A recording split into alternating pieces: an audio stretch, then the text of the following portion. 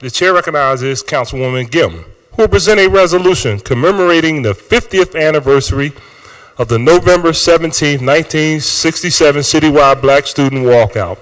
With Karen Asper Jordan and those accompanying her, please join the Councilwoman at the podium.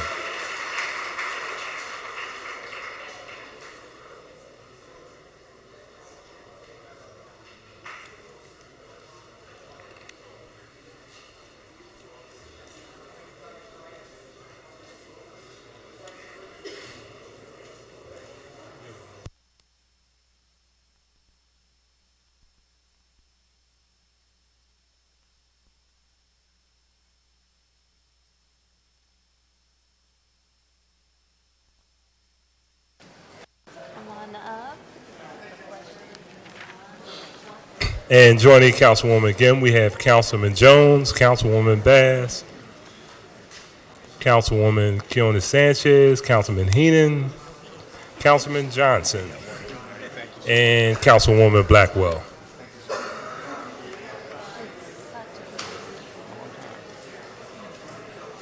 Fire starters. Yes. Fire starters. Really?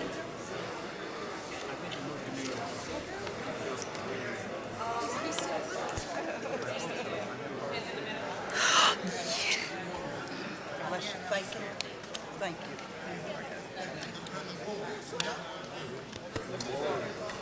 Mighty Hunter.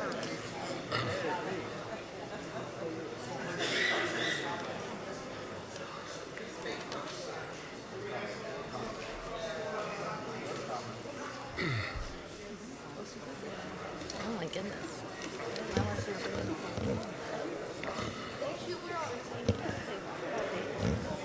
One was talking to me, the one with the paint. Oh, really? Yes. We have a big group, so we're just getting ready.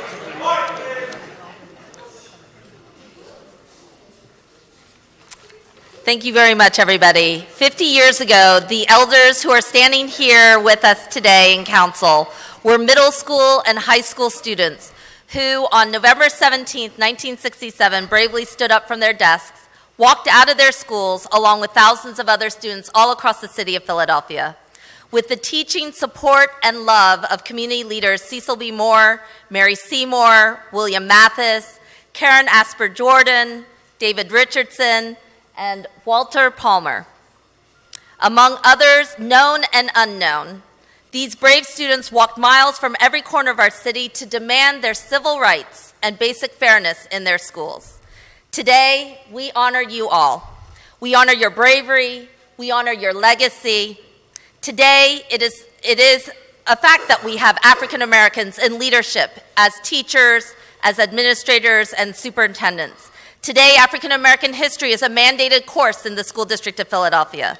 And today, students still use the tools of nonviolent protest, like walking out and speaking out, to demand even greater civil rights for themselves and for all of us.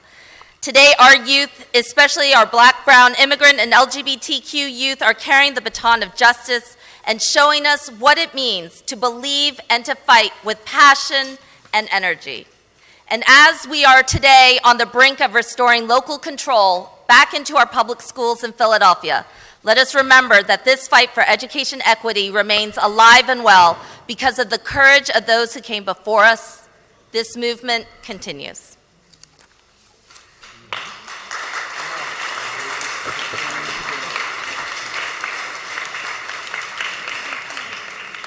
On behalf of City Council, today, City Council commemorating the 50th anniversary of the November 17, 1967 Citywide Black Student Walkout and honoring the continuing tradition of youth organizing and activism around education equity and racial justice in the city of Philadelphia.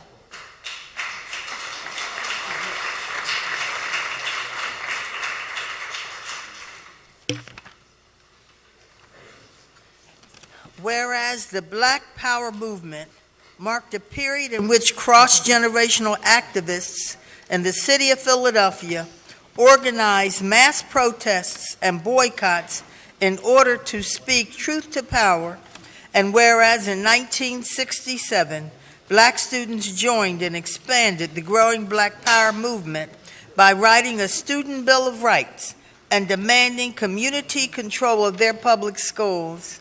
And whereas Black students decried the African American student dropout rate and called for a greater representation of African Americans in the teaching force, administration, and governance of their schools, as well as the teaching of African American history. Sound familiar? And whereas school administrators at a number of high schools refused to recognize Black student unions as legitimate clubs, students sought recognition of these unions in order to strengthen their voice and role in student policies and governance. And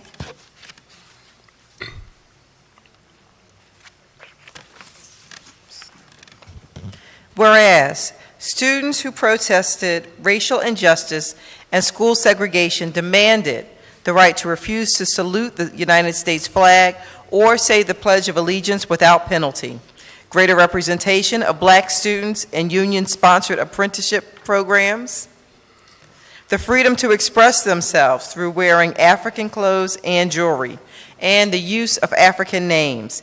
And whereas Walter Palmer of the Black People's Unity Movement and William Mathis of the Philadelphia chapter of the Congress of Racial Equality provided youth activists with training and resources to develop an organizational strategy and create a Students' Bill of Rights. And whereas youth organizations dedicated significant time, energy, and spirit to create demands around issues of representation, self-determination, and diversity in their schools. And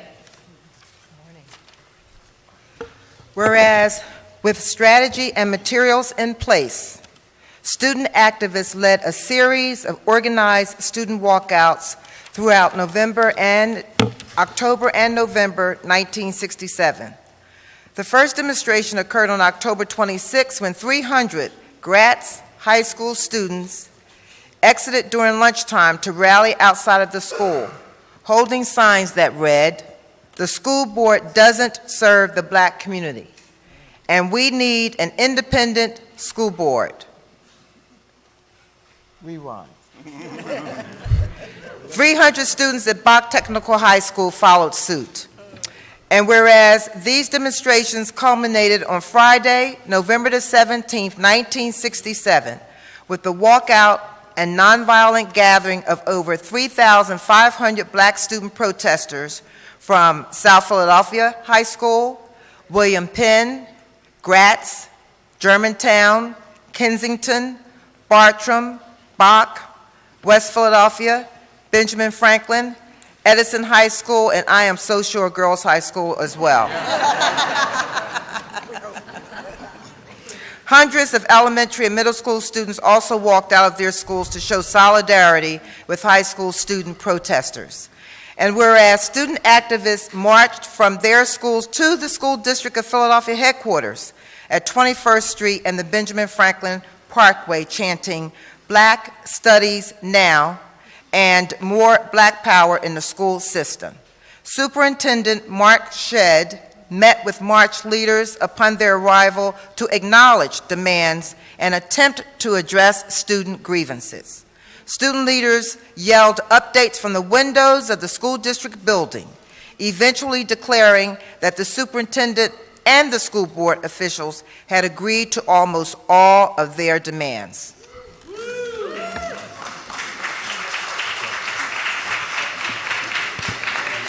And the struggle continues. I'm so honored to be with all of these wonderful trailblazers and all of the young people who remind us why we do what we do.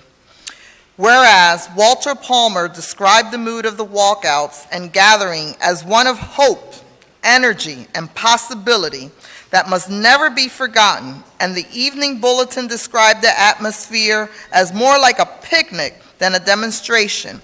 And whereas, while the plainclothes civil disobedience squad was present for much of the gathering, as more Black students gathered outside the school district headquarters, Police Commissioner Frank Rizzo ordered 111 newly sworn in police sergeants in full riot gear to control the crowd of students.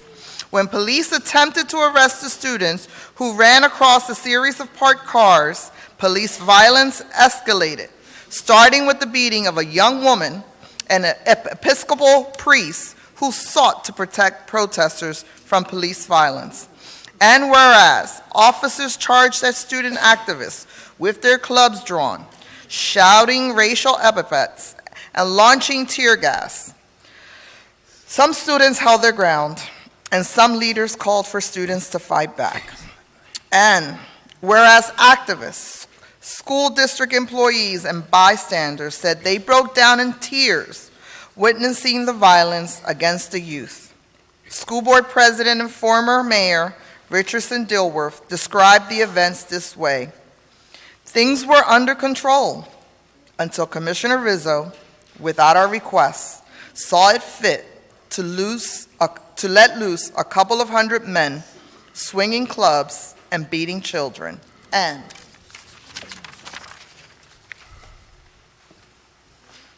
so these millennials believe they started civil rights and all that stuff. Well, here they are behind us right here. All right? So, whereas the School District of Philadelphia responded to the protest by meeting with students and staff from predominantly black schools and discussing means to quell racial tensions and improve teaching practices. Schools established community parent-student committees in predominantly African-American high schools to diversify the curriculum and better serve the African-American students by providing space and resources for the Black Students Union and to meet. And the November 17, 1967 students' protest inspired a generation of black students and youth activists to continue to work for black power, racial justice, inclusion in Philadelphia. And whereas the legacy of this walkout catalyzed a wave of community and political activity in 1968, including the establishment of the Council of Organizations of Philadelphia, police accountability and responsibility. Police accountability and responsibility. The Black Coalition of Philadelphia chapter of the Black Panther Party and the Black Political Forum, and launched the careers of groundbreaking Philadelphia politicians such as Hardy Williams, David P. Richardson, Wilson Good, John White Jr., and Novella Williams. And Curtis Jones.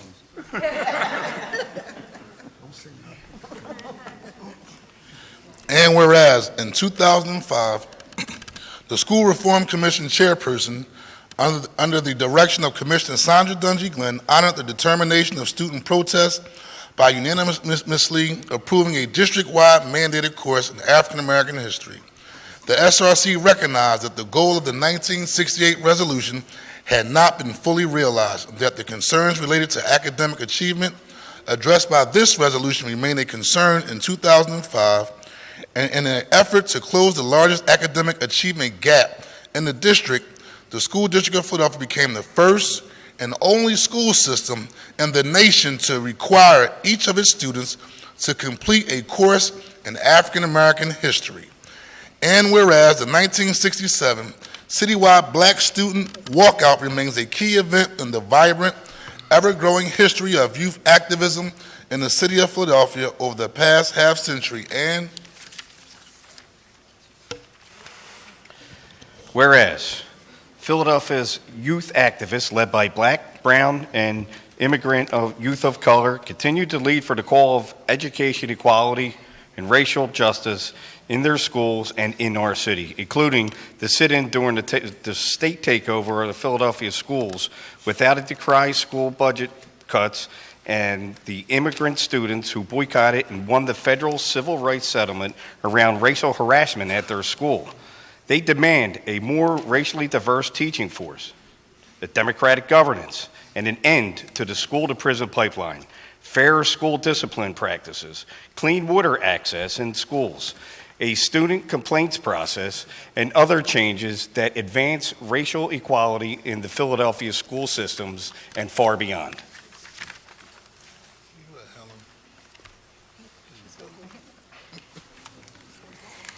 And whereas Philadelphia's youth organizing movements, including the Philadelphia Student Union, Youth United for Change, Asian Americans United, Viet Lead, and many others continue this activist tradition today, broadening the work into deeply intersectional organizing, which has earned them national recognition despite too few resources supporting youth leadership programs. And whereas in a time when too many talk about youth as tomorrow's leaders, we have organizations which build the youth leaders of today. Now therefore be it resolved that the Council of the City of Philadelphia commemorates the 50th anniversary of the November 17, 1967 Citywide Black Student Walkout and honors the continuing tradition of student organizing and activism around education equity and racial justice in the City of Philadelphia. Thank you so much.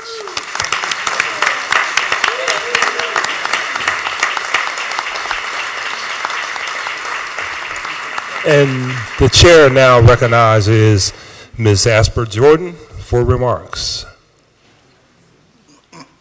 Good afternoon, everyone, and I want to thank Councilwoman Gym and City Council for having us here and honoring us today. It's a very humbling experience. 50 years ago, just imagine our children, and we were all children then, going to demonstrate for equality and justice, for schools that catered to our needs, and that was education. This is what the children wanted. 50 years ago, why are we still fighting for the same thing now? All right?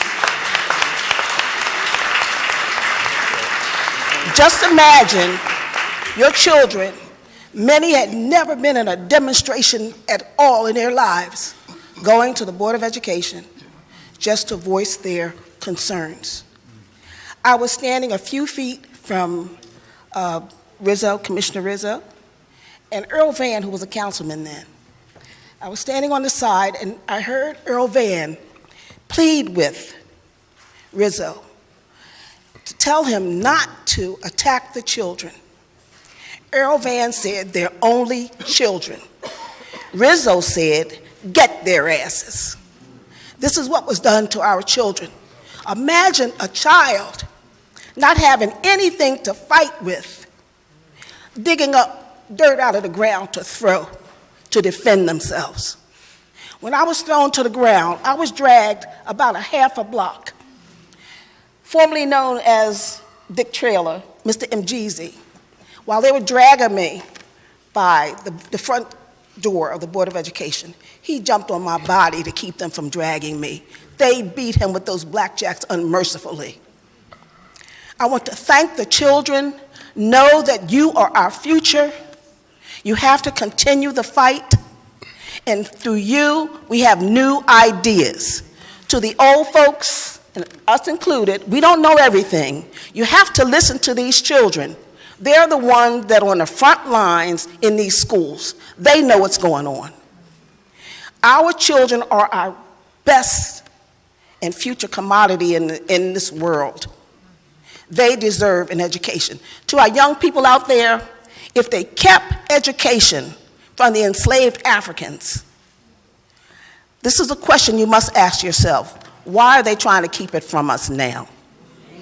All right? To our older staff, our representatives, fight for these children. You have to fight. And I know money goes a long way. But as I said before, when I spoke here about Cecil B. Moore, you have to look out for the little person. You have to. And I thank you.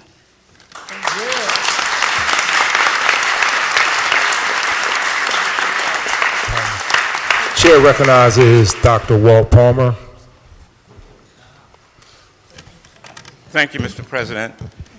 And I want to thank the President and the City Council in general.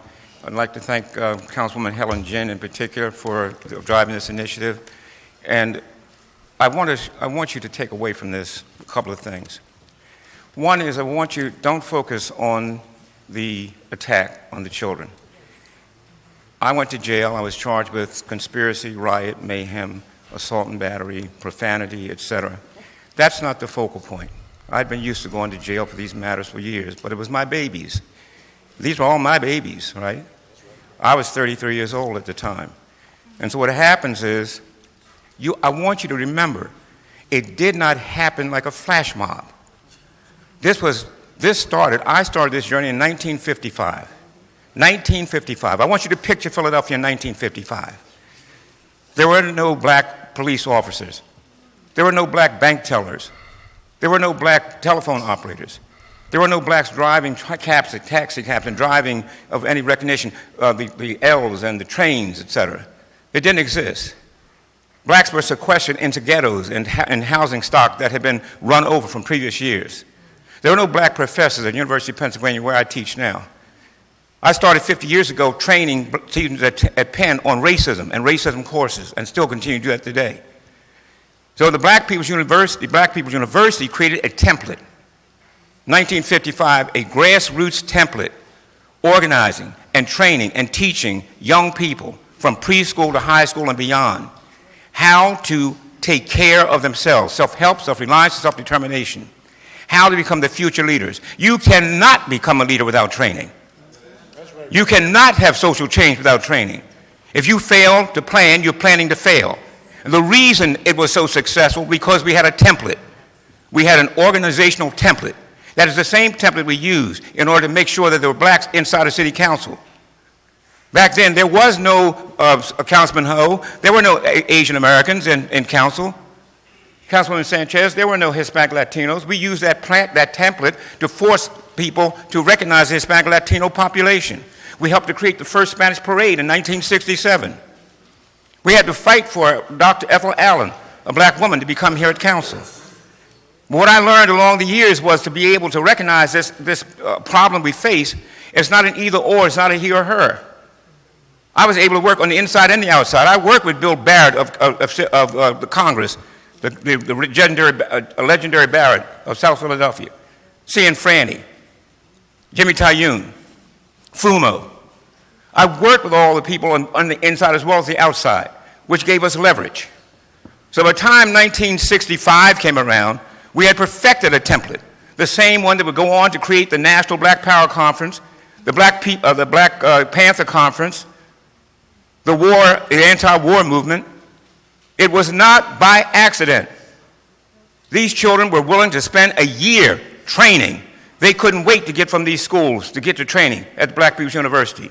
When we went into Heritage House, they came there. It was orchestrated. And out of that came a young Dave Richardson. He started with me, he was 18, 19 years old.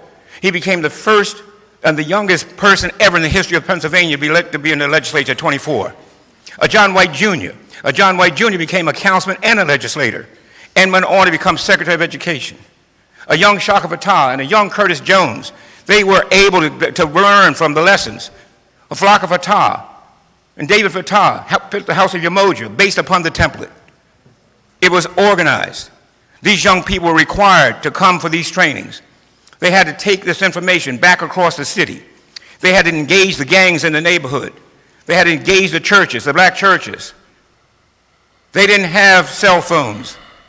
They didn't have copy machines. We took a mimeograph machine at Black People's University and built 5,100-page copies of African American history. Then they had to distribute it all across the city. Please take away from this. These are not victims. These are not victims. These are people who stood up at the plate, and they became the models. I watched the idea of an older people, elders taking time with me. We created that model. I watched in this council. I watched George Schwartz. He mentored in here. I watched David Cohen. David Cohen mentored in here. I watched Hardy Williams mentor Kenyatta. I watched a young John Street be mentored by Lucian Blackwell. I watched a John Street mentor President Clark. These are the things, these are the outcomes of serious organizing and planning. It's not a flash in the pan. And I continue that mood. I don't know how long it'll last. 7 years from now, I'll be 90. But I tell you this, I continue working every day of my life. I jog and train 40 blocks every other day. I still box. I still got a shot. And I won't stop until I drop. And hope should none of you. This is only a stepping stone. We cannot lay on our laurels. We have to continue to build and build and build until we make the change we want. This country is worth saving. And it's those of us at the bottom who makes it possible to save.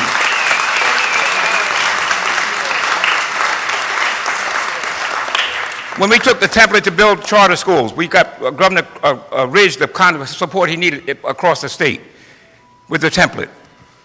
The first school I got was St. Michael's at 2nd and Jeff Master. That was a school for the Irish. The Irish were abused in this town. Mayor Tate would be the first ethnic person to be able to be a mayor in this town. The Italians were abused in this town and abused across this country. I've watched it, I've seen it all. And I remember it, and I know this, that you can never have freedom unless you're willing to fight for it, and you're willing to die for it.